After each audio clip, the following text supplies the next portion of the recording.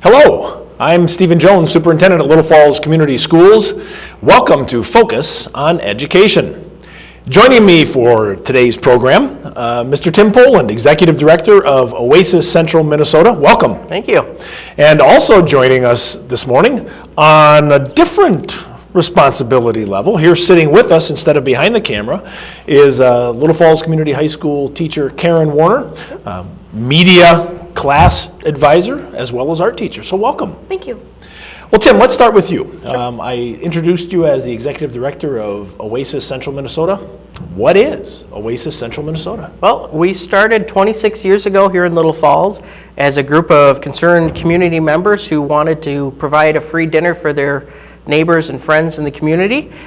26 years later, we're still doing what we call our Share a Meal program. It's held every Thursday night here in Little Falls, open to anybody that would like to come in and get a free nutritious meal. Different civic groups, school groups, organizations, businesses, whatnot, come in and prepare and serve that meal for us. We also have an annual paint-a-thon the first Saturday in August, where we do the exterior painting of homes owned by low-income residents of Morrison County. We have a Fix-A-Home program that does some repairs to those homes before they're painted.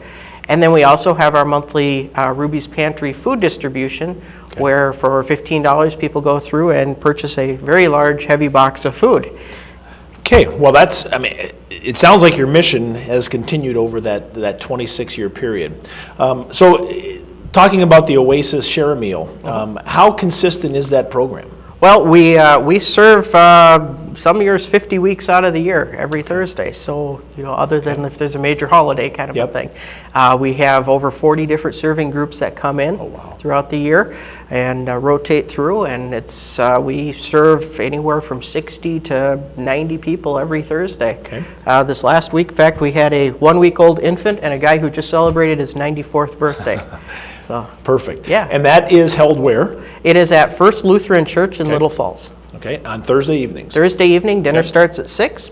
You come in 5:30 and relax a little bit before dinner. Good. And I know Little Falls Community Schools groups have been a part of that as well. And yeah, in fact, tomorrow night, Thursday night this week, the Fellowship of Christian Athletes out of the Little Falls schools will be serving the food.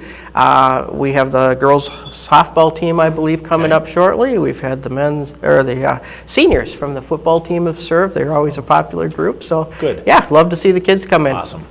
So why is Miss Warner here today? Well, we are doing our third annual Empty Bowls fundraiser. Okay. It's a fundraiser / community awareness program type of a deal to bring some focus on hunger issues throughout the county and raise some money for Oasis so that we can continue our programming. And she is here because they are gracing us with bowls. Yes, we have made, for the past several years, past 3 years, the bowls that you get when you come to the Empty Bowls event.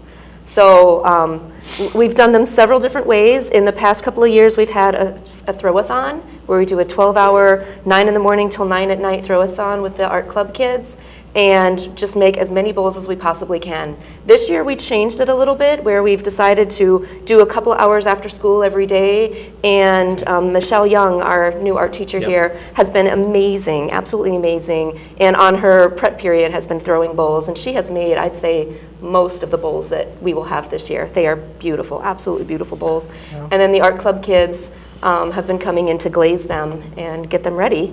So we have about 60 bowls left to finish. Oh, wow. And this year our goal was 250 bowls.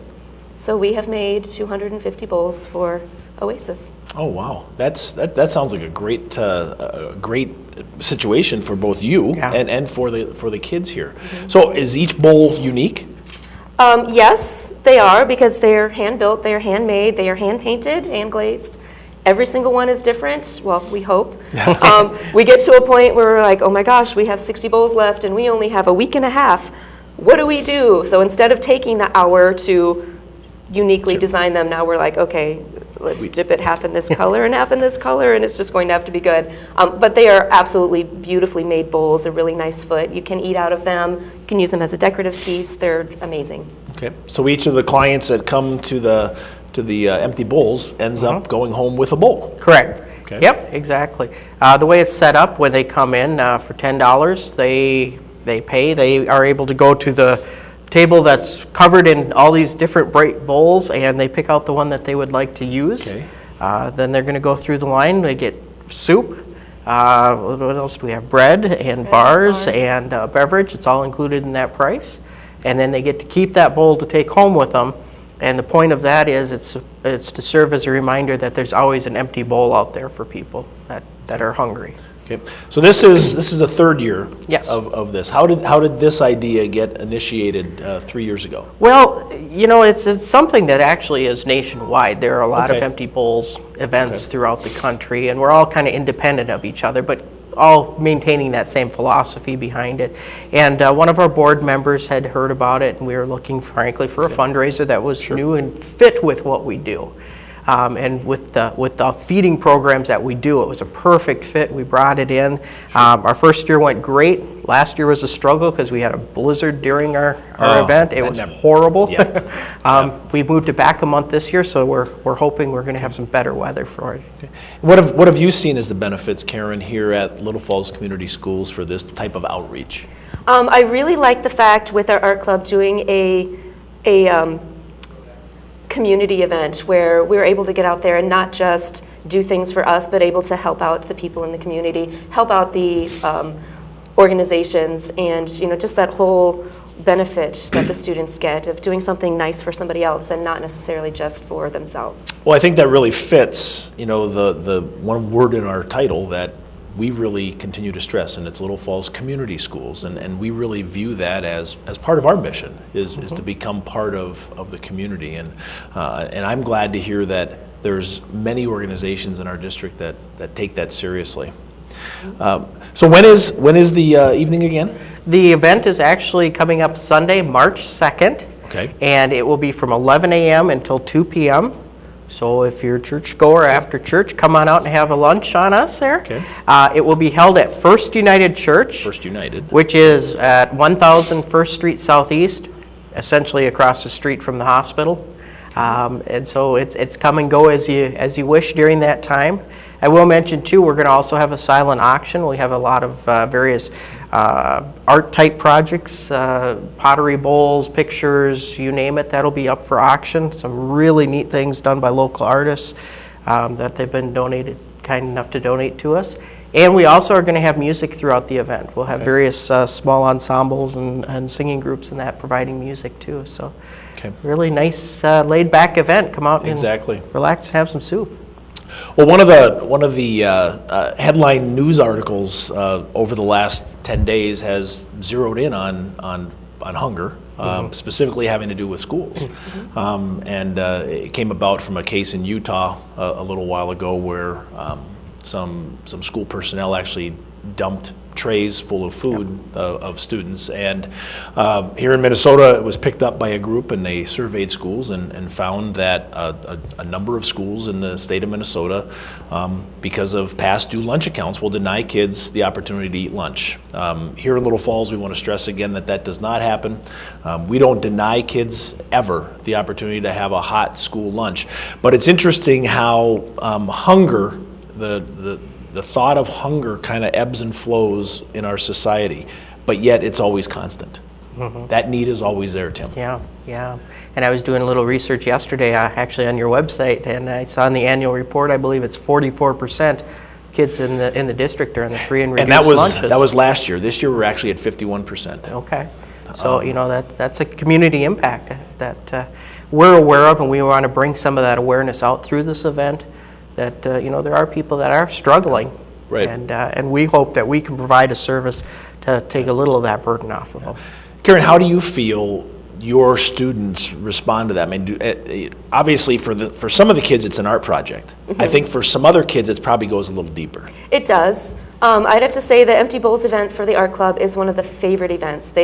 All year long, they're just like, when is Empty Bowls? We want to do it. They're very, very excited about it. And it truly is one of the main things that the art club does as a community service project. But it's not just about, yes, it is an art project for some of them. Yeah, I get to make this cool bowl, and some of them like paint their bowl and it's like, oh, I have to go because I want to make sure I get this one. I painted this really cool design. Sure. But at the same time, they really do understand that it is helping people in the community and helping some of their friends as well, and they really appreciate that.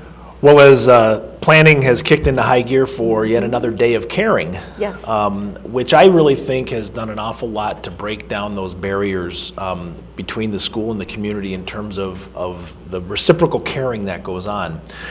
Here we are faced again with another situation where we find the school and community working together, and that continues to be one of our goals, is for this school to be a reflection of our community, and that's exactly what we're hoping to do. And so I'm really proud that of our art club and of our kids to take this up as one of their goals each and every year to help out Oasis Central Minnesota. Yeah, we truly appreciate it.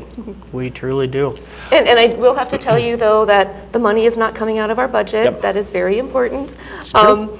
We were lucky enough this year to get a grant from Five Wings Art Council to help with cover the cost of the clay and the glazes and materials, and with some of the other Morrison County schools as well to help with that. In the past, we've been able to get grants from the Youth as Youth as Resources. Resources. Perfect. So Yeah. we're out there trying to help. Good. One more time, Tim. Give us the date, the location, the event. Yep, the third annual Empty Bowls fundraiser will be held Sunday, March 2nd, 11 a.m. till 2 p.m. at First United Church in Little Falls. $10 will get you the bowl to take home as well as the food. And I'll also just say, if you want further information, you can call Oasis Central Minnesota at 632-9140. Perfect. Tim Poland, Executive Director, Oasis Central Minnesota, thanks for coming on. Absolutely. And Karen Warner, get back behind the camera where our second segment is coming up after this break.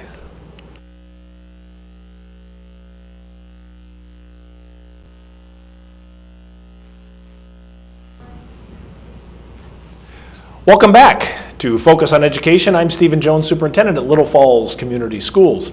Joining me on the second half of the program this morning, Ann March.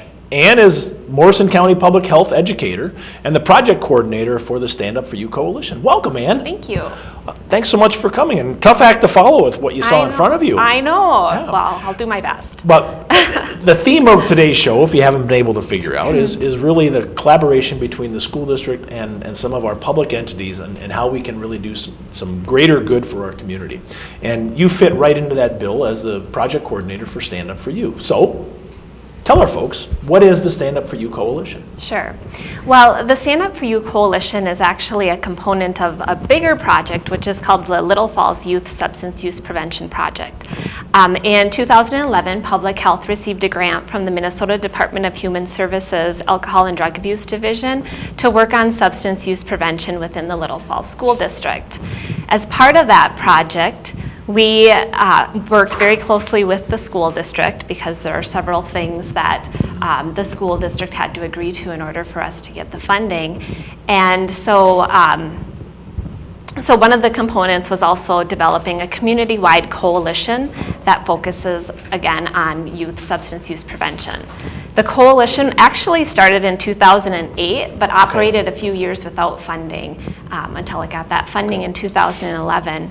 And it's made up of all sectors of the community. So we have representation from parents, school, law enforcement, government, youth-serving organizations, media, other organizations involved in substance use. The point is we try to get community to the table to look at the issue from all these different perspectives, and then develop a plan of action that is going to be effective in reducing teen substance use within the community.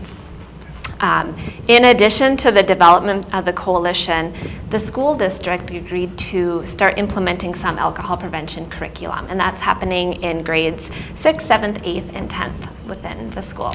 Okay, so the grant is a 5-year grant? Correct. And we are in year? We are almost to the end of year 3. Okay. Okay. So 60% of the way done almost. What have you seen as some of the successes Sure. of the program so far? Well, I think one of the biggest successes has been engaging students in the process. Within the middle schools, we developed some student groups that were focused on helping us carry out our efforts.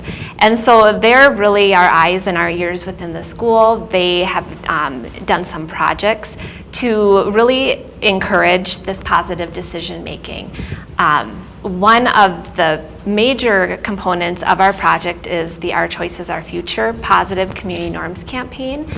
And that campaign is focused, the idea behind the strategy is oftentimes young people misperceive the amount or over-exaggerate the amount of use of their peers, and that actually can be a risk factor for using alcohol, tobacco, and other drugs. If you think everybody's doing it, then you're going to be more apt to engage in that behavior. Right. So if you're in the middle school in the next couple of weeks, months, you'll see a number of posters that say something to the effect of most students don't drink alcohol. Exactly. Yeah, most middle school Little Falls middle school students don't think it's a good idea to drink alcohol. It goes along with all of that. Right. And that's just that positive reinforcement message that has to get out there. And that's not a message that we made up. Every year, and this is another example of how we partnered with the school, every year the students take a survey and they're asked about their own behaviors around substance use and then their perception of what their fellow classmates are doing. And then we have a process where we find where are the gaps or where are the misperceptions. And then we feed the normative data back to them through different media pieces like the posters you would see in the middle school and the high school. And the cool part about it is all students are very involved in that project because every media piece that goes on the wall has gone through an incredible pilot testing process where we actually take it back to the students and say, what do you think of this message? What do you think of this image? Because we want to create something that students will relate to and that is appealing to them. But it's not only the students who perhaps misperceive usage rates. Right. It's also the public at large. Yeah. And how are you combating that? What are some of the steps? And are you seeing any gains in the perception of youth abuse? Right. So one factor or one group that we're trying to influence and we're just starting is encouraging parents to communicate with their teens about their no use expectations.